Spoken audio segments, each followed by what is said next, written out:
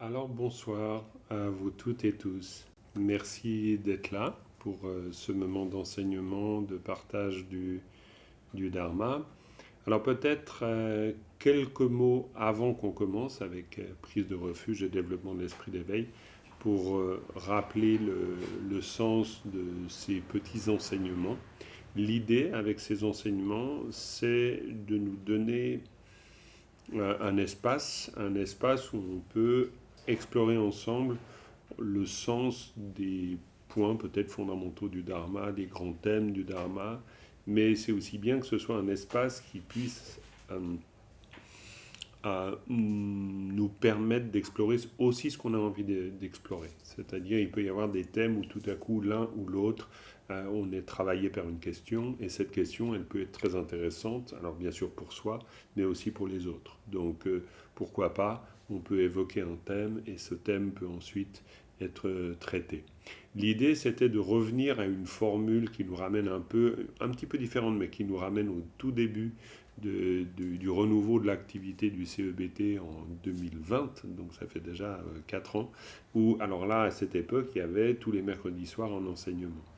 Et ça a permis à pas mal de personnes de pouvoir, d'une part, rencontrer nos activités, mais aussi rencontrer le Dharma, parce que c'est encore ce qui est le plus important. Bon, de toute façon, l'un va avec l'autre, hein, évidemment. Et puis ensuite, on a développé surtout cette activité autour de l'étude de Gampopa qui va rester telle qu'elle est. Mais là, l'idée est de revenir à, donc on a quatre mercredis par mois, donc 2 mercredis pour le cycle Gampopa et 2 mercredis complètement ouverts comme celui-ci. Et puis après, on pourra bénéficier de l'ouverture les lundis et mercredis après-midi pour organiser les groupes de travail. Ça, c'est juste voilà, un groupe d'études aussi du Dharma. Ça nous permet de pouvoir à nouveau consacrer ces soirées du mercredi, en tout cas 2 par mois, à justement l'exploration ensemble d'un thème du Dharma. En y réfléchissant aujourd'hui, je me suis dit que j'avais envie d'aborder avec vous, et encore ça peut après se transformer en fonction justement des envies des unes des autres, pas de problème. Mais j'avais envie, pour commencer comme ça, un peu se mettre le pied à l'étrier, revenir sur un grand thème fondamental qui est présent dans la lignée Kagyu. C'est ce qu'on appelle les 4 dharmas de Gampopa, qui nous permettent à partir de là d'explorer beaucoup de choses. Alors, l'idée, c'est pas de traiter cela d'une manière trop académique, mais c'est surtout, mais ça ne veut pas dire qu'on n'est pas précis ou qu'il n'y a pas l'idée de, de creuser le sujet aussi, d'une certaine manière, mais il y a aussi l'idée surtout de voir comment ces grandes notions ou grands thèmes du Dharma peuvent se décliner dans notre vie de tous les jours, comment est-ce qu'on peut les comprendre. Et c'est vrai qu'en étant ensemble, ça nous permet aussi de facilement poser des questions, facilement oui, réfléchir ensemble aussi à la façon dont on peut comprendre ces thèmes en rapport avec notre vie, comment on peut les intégrer, qu'est-ce qu'ils nous disent, etc. Ou qu'est-ce qu'ils nous disent pas aussi, ça c'est possible. Voilà, ça c'était juste la présentation de cette formule qu'on va appeler simplement, très simplement, enseignement, et qui aura donc lieu 2 mercredis par mois. C'est ce qui a été indiqué dans la newsletter de la rentrée, c'était juste pour le dire de vive voix. Voilà, on va commencer par une prise de refuge, développement de l'esprit d'éveil. Et ensuite, eh bien, on va rentrer dans cette réflexion autour des 4 dharmas de Gampopa.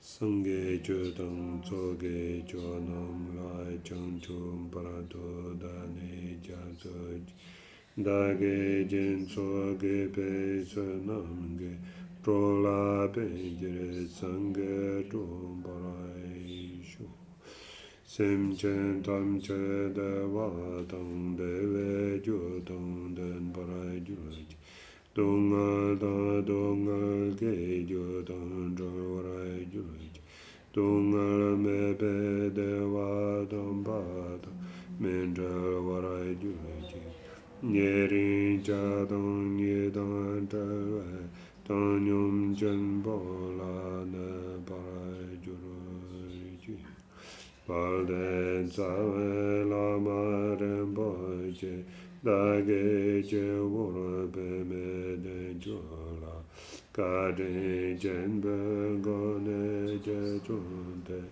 Koson toge ngadon taldo sol.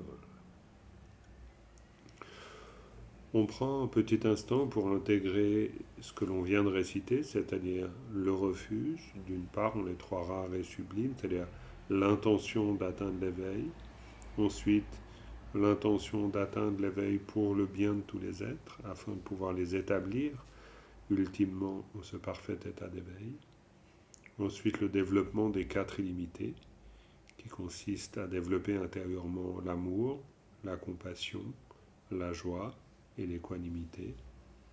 Et puis enfin, cette prière où on reçoit en quelque sorte cette bénédiction, cette influence spirituelle du maître spirituel,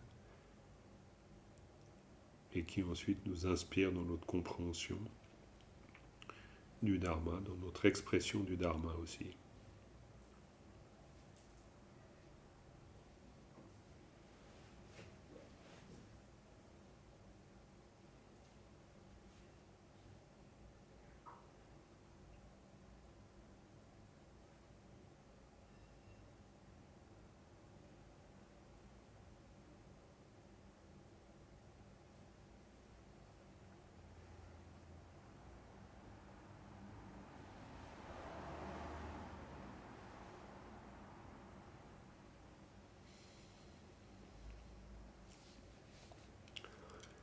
Voilà, très bien. Alors, ces quatre dharmas de Gampopa. On parle de quatre dharmas de Gampopa pour dire, quand on dit quatre dharmas, c'est quatre instructions, effectivement. Et c'est pas quatre dharmas dans le sens quatre enseignements propres à Gampopa, c'est plutôt quatre phrases, parce que vous allez voir, on va parler de ces phrases bien sûr, quatre phrases, quatre dharmas dans le sens de quatre instructions clés. Ce qui est intéressant quand on regarde dans les commentaires, c'est que l'on voit qu'on parle de ces quatre dharmas comme étant ceux-là qui incluent la totalité de l'enseignement du Bouddha. Donc, ils ont une grande importance. Pour la plupart d'entre nous, nous savons peut-être qui est Gampopa. C'est pas inutile de le resituer parce que tout le monde ne sait pas qui il est, d'autant plus que ses enseignements ensuite sont vus sur YouTube aussi, et puis que ben voilà, là il peut y avoir un public qu'on ne connaît absolument pas, et donc c'est bien de se rappeler que Gampopa était le disciple de Milarepa. Donc là, on se situe au 11e, 12e siècle environ, donc au tout début de l'arrivée du bouddhisme au Tibet, de la deuxième vague de diffusion du bouddhisme au Tibet. La deuxième phase, parce que il y a eu deux périodes de dissémination de l'enseignement du Bouddha au Tibet ou de développement de cet enseignement. Première phase aux alentours du 6e, 7e siècle. Nous sommes là avec les rois de Yarlung, on est dans un pouvoir royal, dans un pouvoir impérial. Pour avoir un peu une idée, il faut s'imaginer qu'à ce moment-là, on parle d'un empire tibétain, c'est un empire militaire qui fait trembler l'Asie centrale, donc c'est une grande puissance militaire qui veut se doter d'une spiritualité qui va leur permettre de s'offrir une civilisation. On pourrait dire que c'est une œuvre civilisatrice qui est entreprise avec la première arrivée du bouddhisme au Tibet. Et c'est pour ça qu'ils vont se tourner vers l'Inde et que le modèle de civilisation qui va inspirer le Tibet dès le 6e, 7e siècle, ça sera la culture indienne. C'est pour ça qu'on est, et même aujourd'hui, on est en droit de parler de la tradition indo-tibétaine. C'est autant la tradition indo-tibétaine que la tradition tibétaine. Après, elle est devenue la tradition tibétaine parce que, comme toute culture qui arrive quelque part, ensuite, elle se patine, elle se transforme au contact de la culture ambiante. Mais elle vient clairement de l'Inde. Et donc, c'est le grand modèle culturel adopté. On va même s'en rendre compte dans les pratiques actuelles que nous faisons toujours, où il y a des traces très évidentes de la culture indienne. Dans les offrandes, par exemple, dans les représentations graphiques, dans plein de choses, même dans les aspects plus dévotionnels, etc. Bref, Ça, c'est la première arrivée du bouddhisme au Tibet.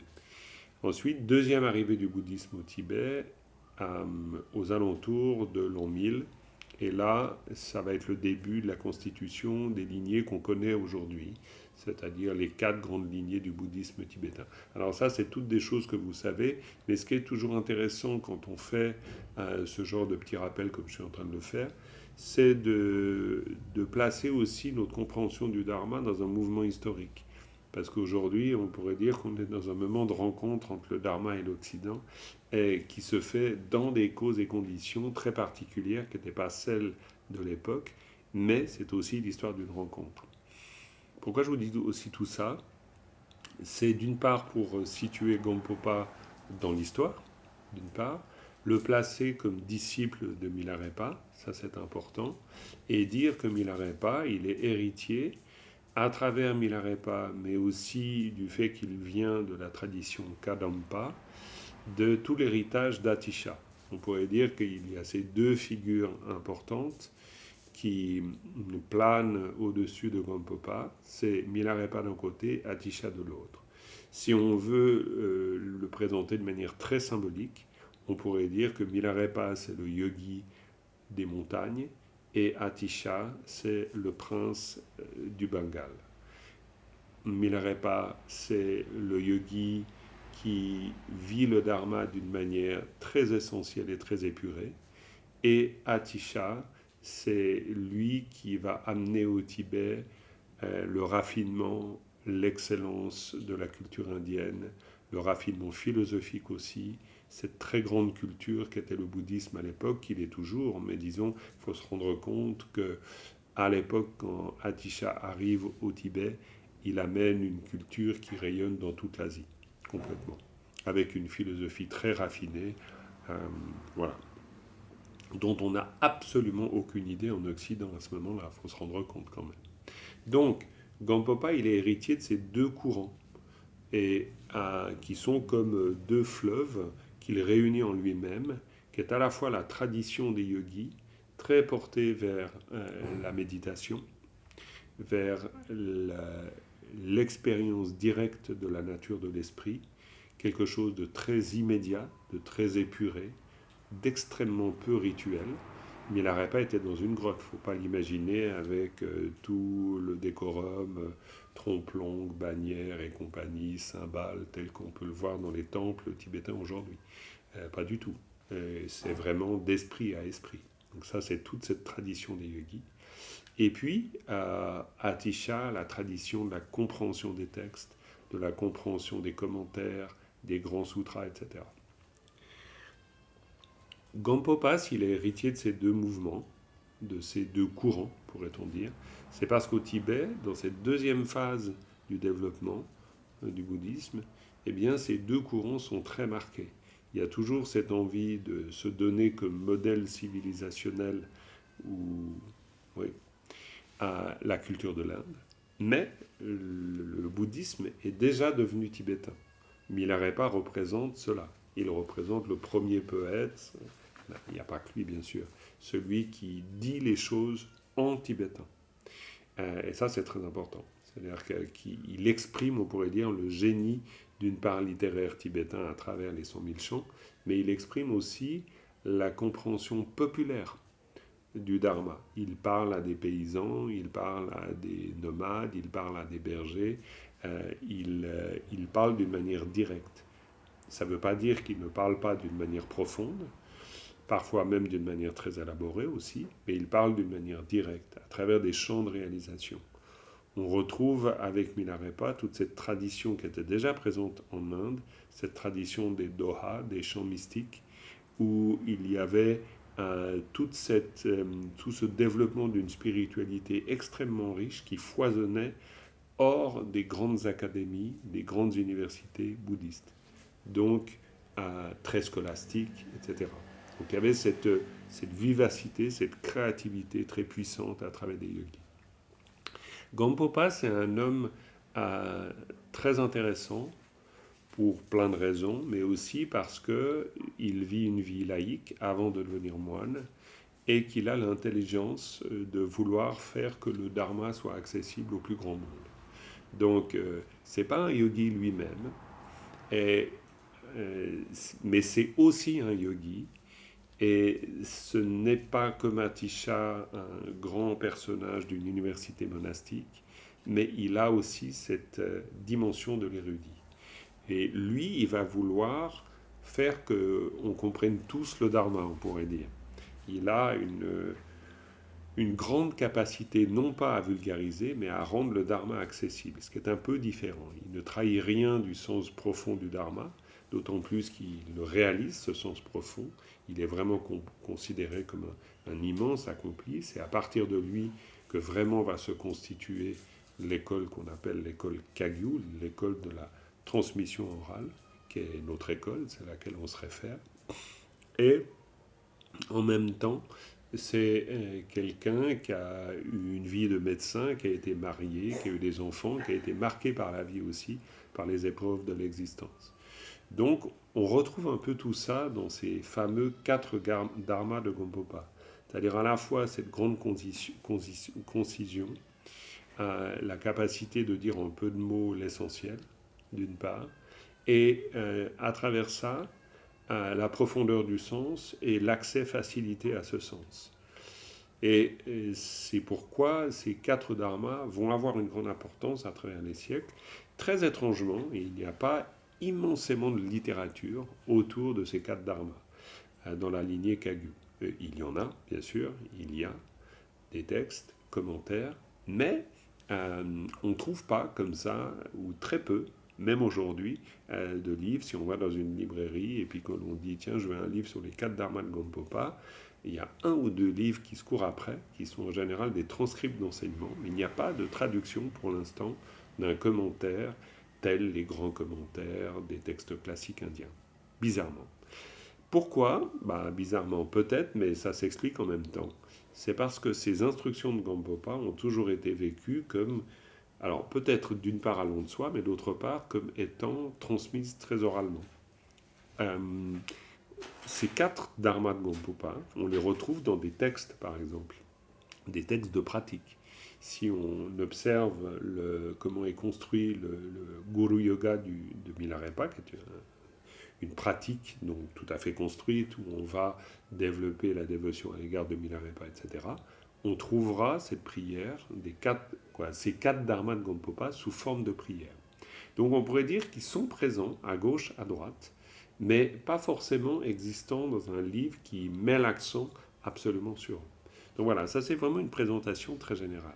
Après, pour tout de suite en venir au sujet qui va nous occuper un peu, eh bien, 4 phrases, 4 dharmas, 4 phrases. En tibétain, on dit Chö Chö Su Jowa, ensuite Chö Lam Tu Jowa. Alors, c'est pas pour faire du tibétain ensemble, mais c'est que vous les entendiez.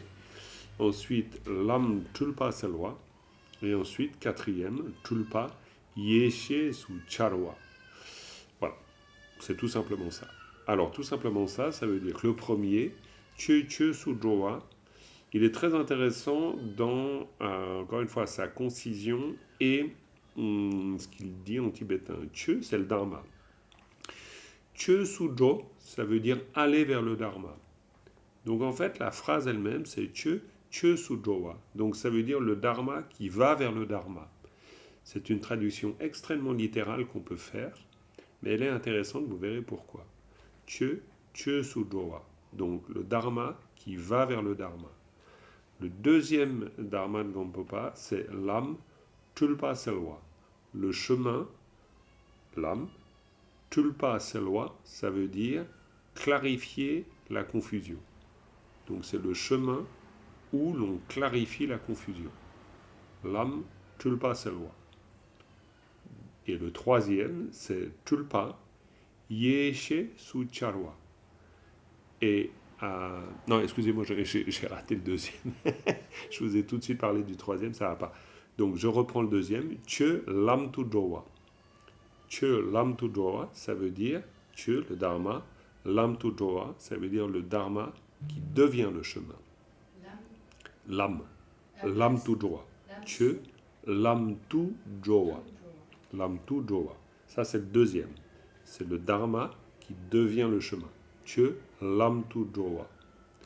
Le troisième, c'est ce que je vous disais avant en ayant dit que c'était le deuxième.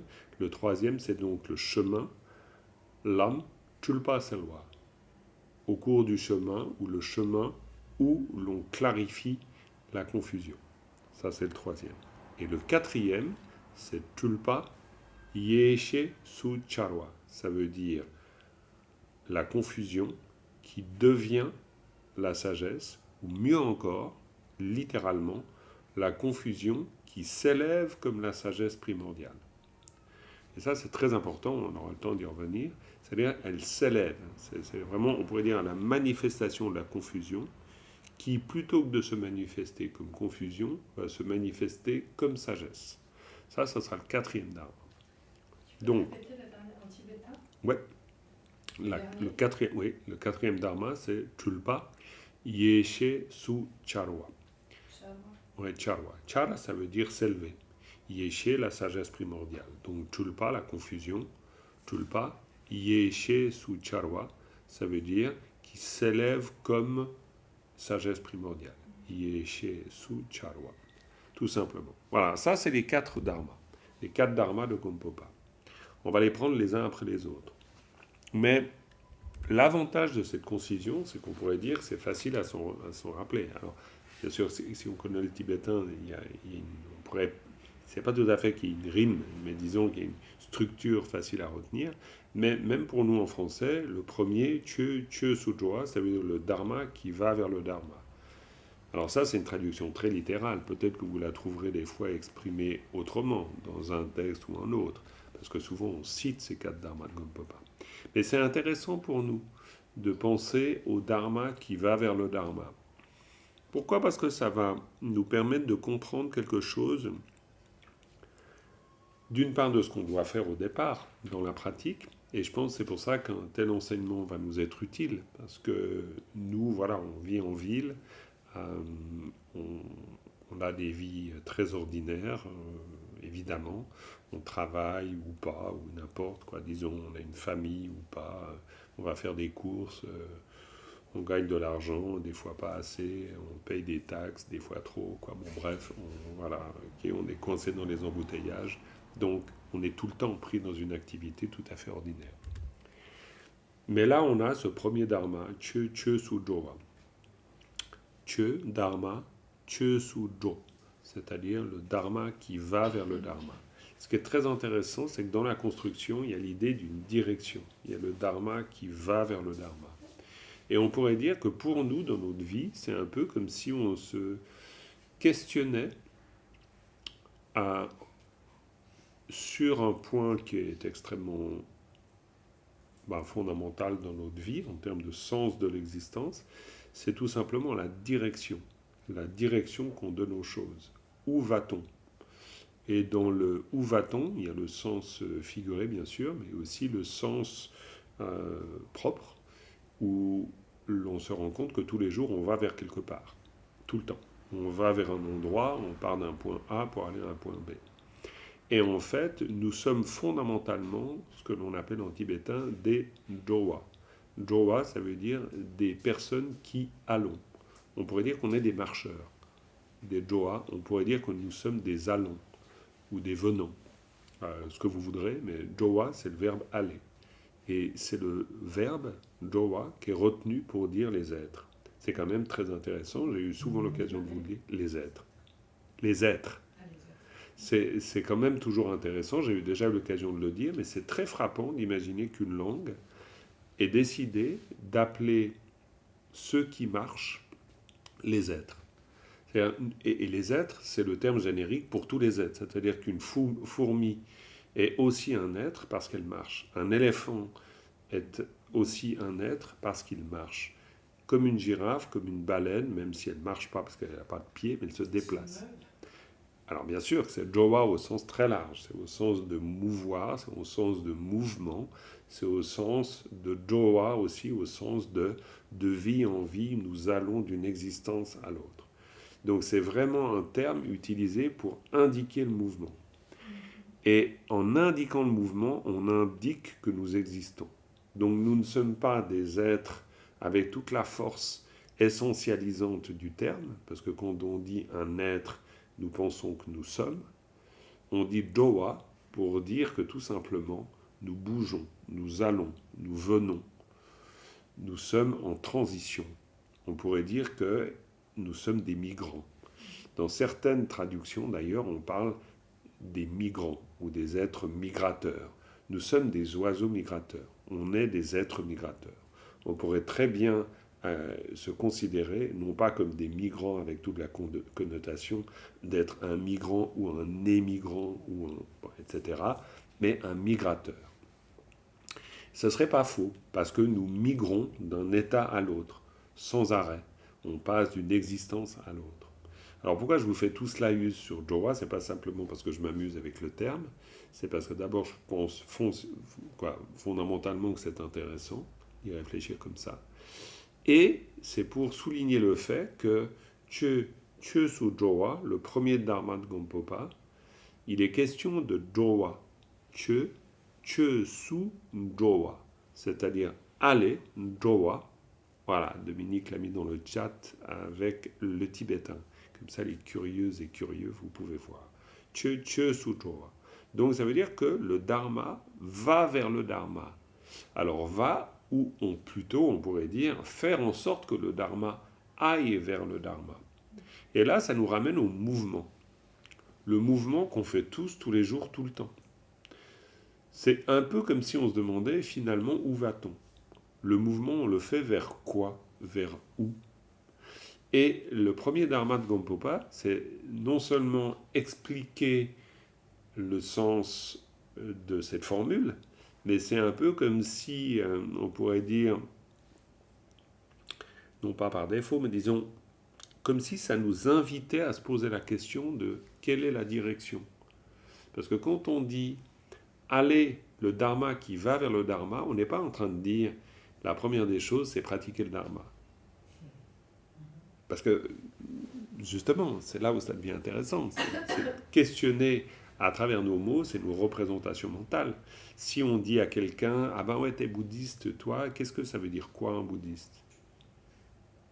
Ça veut dire quoi? Ah ben un bouddhiste, c'est quelqu'un qui pratique la méditation, par exemple. Ben, oui. Mais disons, si on écoute Gampopa, on pourrait dire que un bouddhiste, la première chose, c'est qu'il se demande si son dharma va dans la direction du dharma. Il se demande même si finalement son mouvement intérieur ou extérieur va vers le dharma ou va pas vers le dharma. Et ça, c'est extrêmement intéressant parce que ça veut dire qu'on est sans arrêt en train d'aller vers quelque part. On va tout le temps vers quelque part. Tous nos actes, et quand je dis nos actes du point de vue bouddhiste, ça veut dire à la fois nos pensées, nos paroles, nos gestes, donc tout ce qui est du domaine du corps, de la parole et de l'esprit, tout cela c'est des gestes, tout cela c'est des actes plutôt. Ces actes, on les fournit tout le temps, de toute manière. On fournit des actions, on accomplit des actions, que ce soit pour se faire une tasse de thé, écrire un livre ou couper un arbre. C'est toujours un acte. Mais un acte, c'est toujours un mouvement. Toujours. C'est toujours à la fois un mouvement vers quelque chose et quelque chose qui nous met en mouvement. Qui nous met en mouvement dans une forme d'activité. L'une ou l'autre de ces activités. On pourrait dire qu'ici, dans ce premier dharma, c'est un peu comme si on prenait en compte ce mouvement, qui est le mouvement naturel qui est le nôtre, forcément tout le temps.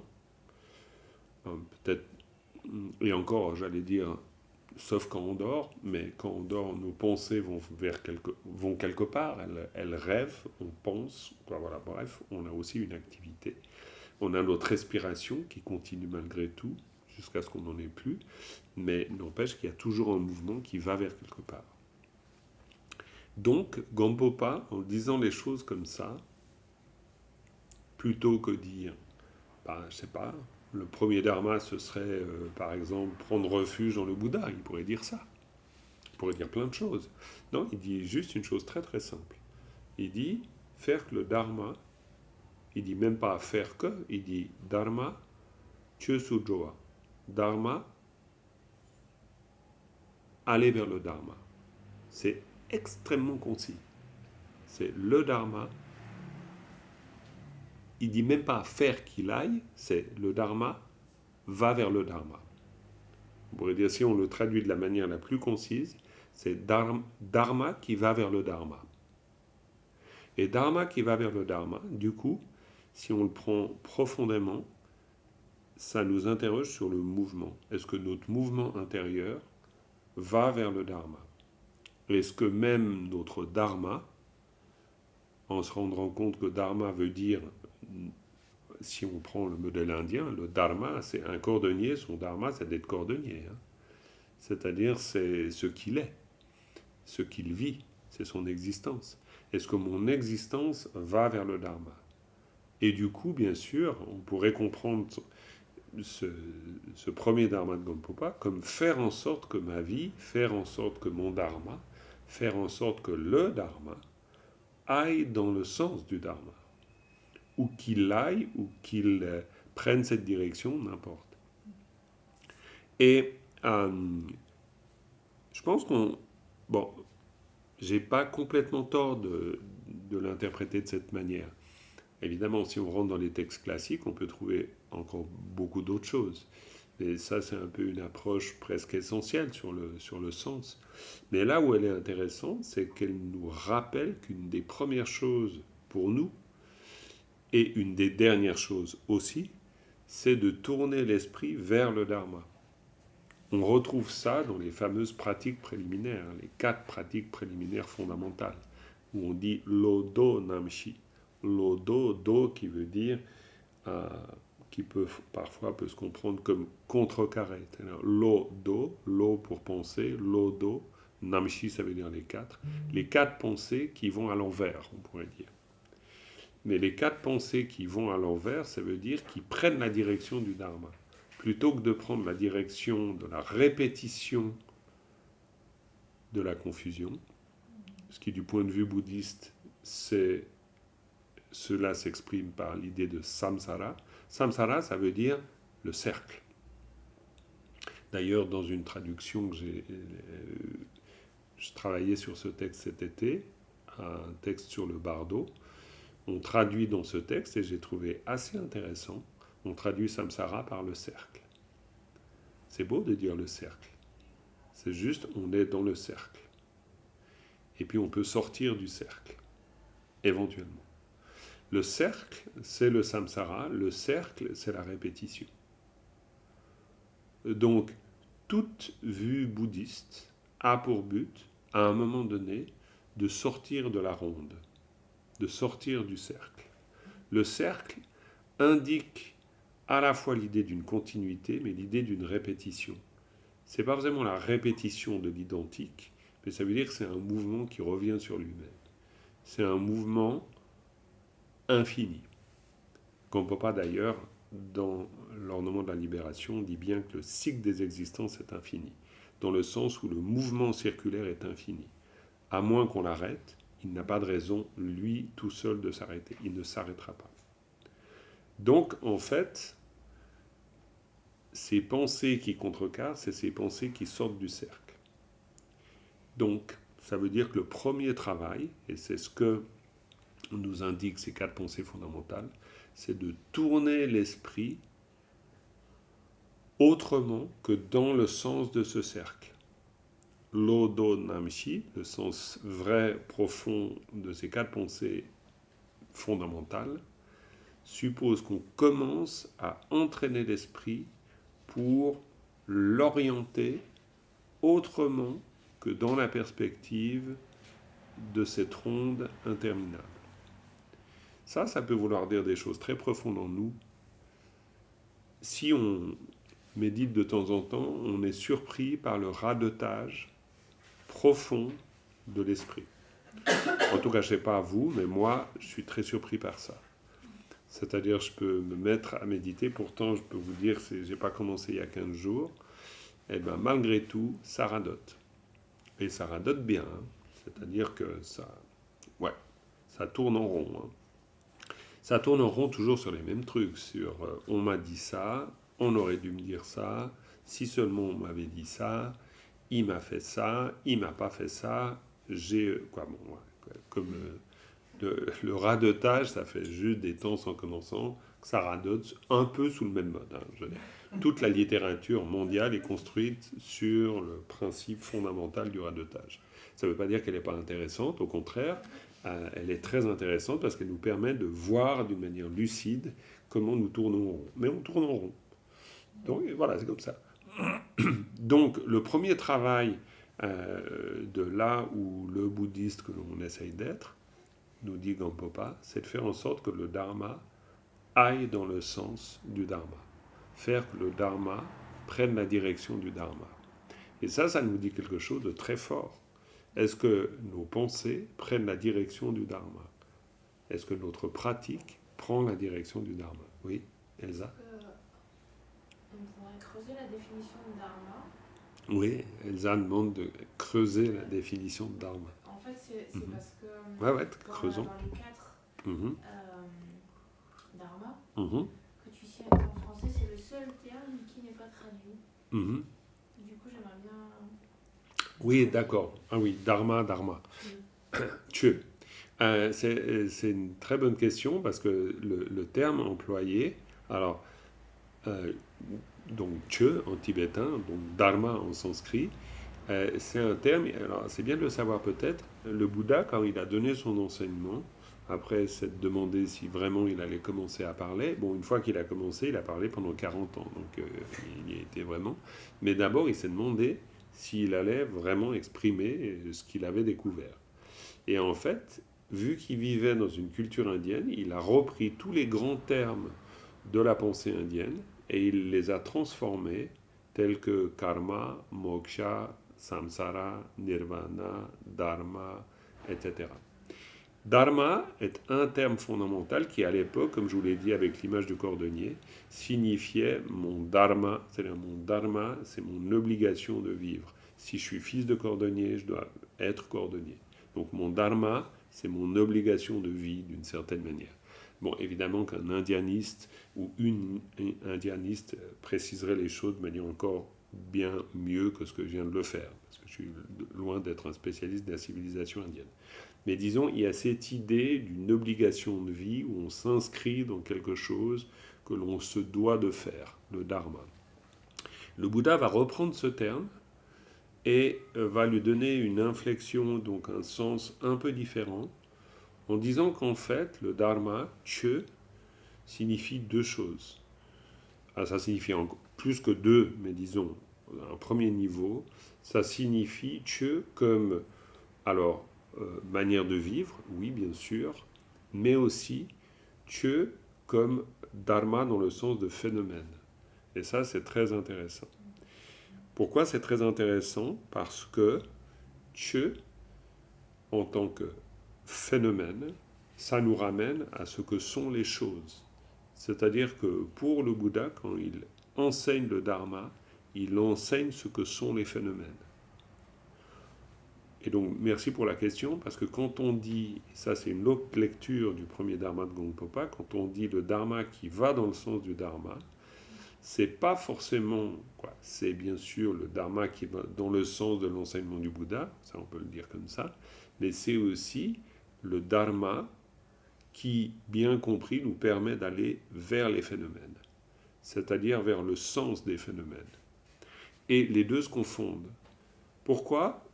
Parce que pour le Bouddha, on retrouve par exemple de manière magistrale dans un sutra, qui est le sutra de la pousse de riz, où il est là, assis dans une rizière, il est avec ses disciples, il va énoncer un sutra qui est un des sutras les plus importants de la pensée bouddhiste, c'est le sutra de la pousse de riz. Moi j'adore ce sutra, pourquoi ? Parce que à partir d'une pousse de riz, je veux dire en Inde, une pousse de riz, ici c'est encore exotique le riz. Je veux dire, en Inde, c'est à peu près le sutra de la pâquerette, quoi. Il y en a partout, du riz. C'est le sutra de la pâquerette. Donc il est dans un champ avec plein de pâquerettes autour de lui, puis il pointe la pâquerette. Alors évidemment, il pointe une pousse de riz, mais chez nous, il n'y en a pas souvent des pousses de riz. Mais il pointe la pâquerette, puis il dit, si on comprend la pâquerette, on comprend le Bouddha. Si on comprend la pâquerette, on comprend le Dharma.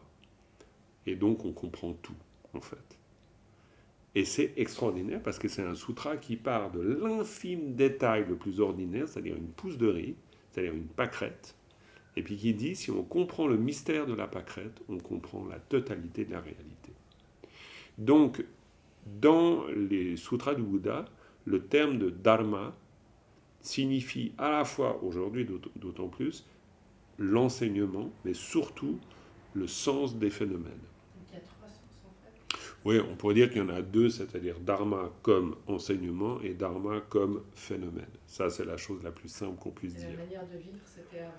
Et la manière de vivre, c'est à la façon indienne, mais du coup, c'est une transposition très intéressante parce que ça veut dire, pour revenir au dharma de Gampopa, c'est, on pourrait dire, la manière dont on vit va dans le sens du sens des phénomènes, c'est-à-dire du sens des choses véritables, profonds, et donc est libérateur, sous-entendu, ou alors notre vie, finalement, elle s'inscrit dans le cercle, et c'est-à-dire dans la répétition sempiternelle des mêmes choses. C'est-à-dire que de vie en vie, on va plus ou moins, c'est ce qu'on observe dans notre esprit quand on médite, c'est-à-dire on va plus ou moins tourner en rond. Disons, en tout cas, dans les grands termes, il y a souvent une forme de radotage. Le samsara est un radotage cosmique, d'une certaine manière, qui dure depuis longtemps. Donc, le sens profond de dharma, c'est quand même, à un moment donné, c'est bien au-delà de dharma pour désigner l'enseignement du Bouddha, c'est dharma pour désigner le sens ultime des phénomènes. Et d'ailleurs, le Bouddha, très clairement, ne dit pas autre chose. C'est plutôt moi qui essaye de ne pas dire autre chose que le Bouddha, on est bien d'accord. Mais ce que je veux dire par là, c'est que pour le Bouddha, il est clair que le but du jeu, c'est voir le sens des phénomènes. Ce n'est pas une adhésion à une philosophie, ce n'est pas une adhésion à un système. On n'a pas besoin d'avoir notre carte du parti. Ça, on s'en moque de ça. Ce n'est pas le but. Le but, c'est de se libérer. Donc pour le Bouddha, c'est très clair. Si on voit le sens de la pâquerette, on se libère. Si on ne voit pas le sens de la pâquerette, ou plutôt si à travers la pâquerette, pour parler de la pousse de riz évidemment, mais si à travers l'infime, banal, ordinaire de la réalité, je ne comprends pas le sens profond de la réalité, alors on pourrait dire je suis dupe de ce qu'est la réalité et je ne me libère pas. Donc pour le Bouddha, accéder au sens, c'est accéder à la libération. Gampopa, il nous dit, en fait, d'une certaine manière, exactement la même chose au début. En disant que le premier travail qu'on doit, travail entre guillemets évidemment, mais que la première des choses qu'on doit faire, c'est faire en sorte que le dharma aille dans le sens du dharma, en fait, il est en train de nous dire, est-ce qu'il va dans le sens du dharma ? C'est-à-dire, est-ce que notre dharma, c'est-à-dire est-ce que notre vie, est-ce que notre pratique, est-ce que soi-disant notre enseignement bouddhiste, etc., ou le fait même de se considérer bouddhiste, est-ce quelque chose qui va nous inviter à aller vers le sens des choses, donc vers le sens libérateur des choses, ou pas. Qu'est-ce qu'on fait de ça ? Et après, on verra que si on creuse dans les commentaires, en fait, alors même si c'est dit d'une manière très classique, ça va être dit quand même. C'est-à-dire que quand on reprenez votre texte des pratiques préliminaires qui peut-être est chez vous et que vous utilisez de temps en temps, mais on va voir qu'on va se mettre à réfléchir à la précieuse existence humaine, on va se mettre à réfléchir à l'impermanence, on va se mettre à réfléchir au sens des actes, on va se mettre à réfléchir à ce que veut dire des états conditionnés. Et donc, en reprenant et en développant ces réflexions, on va petit à petit tourner l'esprit dans un autre sens, c'est-à-dire voir les choses d'une autre manière. Et voir les choses d'une manière qui va nous aider à nous libérer. Et ça, c'est tout le sens des fameuses Lodonamshi, les fameuses pratiques préliminaires communes. Ce n'est pas des pratiques obligatoires qu'on doit faire parce que, pour X raisons. C'est quelque chose pour amorcer un mouvement libérateur. Ce que nous rappelle Gampopa. Oui, hein ? Et alors là, la pousse de riz, oui. Ce serait ce qui sous-tend son existence et toutes les causes et conditions qui amènent la graine à devenir une plante et à produire du riz. Et il y a ce côté cyclique aussi. Il y a aussi ce côté cyclique, c'est très juste. Le fait de comprendre que tout est conditionné, bien sûr. C'est ça qui permet ensuite de libérer de ce bien cercle, sûr, bien sûr. sortir du cercle. Tout à fait. Non, Anne rappelle là alors, le sens profond du sutra. Ce qu'il exprime, c'est bien sûr le sutra qui exprime la coproduction conditionnée. Mais alors, simplement là, je n'ai pas envie maintenant de rentrer dans le détail de ça, parce que pour juste se rappeler que, mais évidemment c'est ça, c'est-à-dire si je comprends comment les causes et conditions s'agencent pour que quelque chose se manifeste, du coup, je comprends une foule de choses. Je comprends le sens de la vacuité, je comprends pourquoi les choses se manifestent comme elles se manifestent, etc. Donc bien sûr que cette compréhension à travers une simple pousse de riz, c'est la compréhension du mystère même, on pourrait dire, de tout l'univers, de pourquoi il se manifeste, de comment se fait-il qu'il se manifeste, comme il se manifeste, etc. C'est pour ça que c'est le grand sutra qui explique le sens de la coproduction conditionnée. Mais alors là, ça nous amène évidemment très très loin de rentrer dans le cœur de ce sutra. Mais ce qui est intéressant, c'est qu'on voit qu'il y a chaque fois, encore une fois, cette idée d'un mouvement Chö d'un mouvement qui fait que le Dharma se doit, idéalement en tout cas, d'aller vers le Dharma, c'est-à-dire d'aller vers quelque chose qui devient libérateur. Et pour nous, c'est intéressant parce que ce n'est pas l'adhésion à un système, c'est loin d'être ça, mais c'est bien plus un mouvement qui nous amène à repenser les choses pour nous libérer. Par exemple, penser à la précieuse existence humaine, penser à la mort, à l'impermanence, réfléchir au sens des actes, réfléchir à ce que veut dire une existence conditionnée. En quoi le conditionnement est enfermant, en quoi il est limitant, etc. Ça, c'est le sujet des 4 pensées préliminaires. Mais évidemment, il ne peut pas y avoir cette forme de réflexion si le Dharma n'est qu'une, par exemple, adhésion à une forme. Ça ne suffirait pas. Il doit forcément être réflexion sur le sens. Et c'est pour ça que Gampopa ne dit pas pratique le Dharma, mais c'est plutôt fais en sorte que le Dharma aille dans le sens du Dharma. Il pourrait ne pas aller dans le sens du Dharma. Évidemment, s'il le pose comme ça, c'est qu'il y a la possibilité que ça ne soit pas le cas. On pourrait dire, très bien, il est possible de construire la phrase en disant le Dharma ne va pas dans le sens du Dharma. Et un Dharma qui ne va pas dans le sens du Dharma, c'est un Dharma qui ne nous libère pas. C'est un dharma qui va solidifier nos identités, qui va nous fermer, qui va faire tout le contraire que nous permettre de développer l'amour, la compassion, la sagesse, etc. Et on peut imaginer des formes de dharma qui nous rendent encore plus étroits, encore plus fermés sur nous-mêmes. C'est donc tout à fait possible, évidemment. Toujours la possibilité. On pourrait adhérer au dharma et du coup défendre notre adhésion contre d'autres adhésions, quoi. Je veux dire, on n'est jamais sorti du jeu, hein. En tout cas, on n'en sort pas si facilement. Martine, tu nous dis, donc nous sommes acteurs de notre dharma. Oui, on peut le dire tout à fait comme ça, on est acteurs de notre dharma. En tout cas, alors acteurs de notre dharma, non pas qu'on crée le dharma, mais c'est la direction qu'on prend qui va donner son sens au dharma. Le dharma du Bouddha est conçu par lui comme un mouvement libérateur. Après, c'est un peu, est-ce que nous prenons le sens de cette libération ou est-ce que nous ne prenons pas le sens de cette libération? Ça, c'est le premier dharma de Gampopa. Voilà. Alors, je ne sais pas, peut-être la prochaine fois, je continuerai sur le premier dharma de Gampopa en prenant plus des éléments de commentaires classiques pour voir ce qu'on nous dit de manière précise là-dessus. Mais ça, c'était déjà une première approche, en disant, voilà, là on est dans la reprise, on va dire, hein, au mois de septembre, on reprend. Reprendre, ça veut dire quoi? Ça veut dire repenser à ce qu'on fait, finalement. Disons, en tout cas, ça peut avoir ce sens. C'est l'intérêt du mouvement cyclique, c'est-à-dire de nouveau le mois de septembre. De nouveau le mois de septembre, c'est ok, on reprend la pratique, on se retrouve ensemble. Qu'est-ce qu'on fait de ça? On peut faire de ça l'occasion d'aller vers le Dharma. Vraiment. Et puis voilà, maintenant, Gampopa ne nous dit pas à travers la phrase, ça c'est aller vers le Dharma. Il nous le dit en disant presque sous forme de question. C'est une invitation, c'est une proposition, faire que le Dharma aille vers le sens du Dharma, ou dans le sens du Dharma, mais après c'est à nous de découvrir aussi, bien sûr. Ok, voilà, ça je ne vais pas faire plus long parce que l'idée c'est de ne pas faire trop long, selon le programme, donc je vais m'arrêter là. Et puis ensuite, bien sûr, hein, si vous avez des questions, on peut reprendre. Je vous rappelle qu'on a 2 mercredis par mois comme ça, on va pouvoir explorer un peu ces grands thèmes. J'espère que ça vous convient. On s'arrête là avec une dédicace.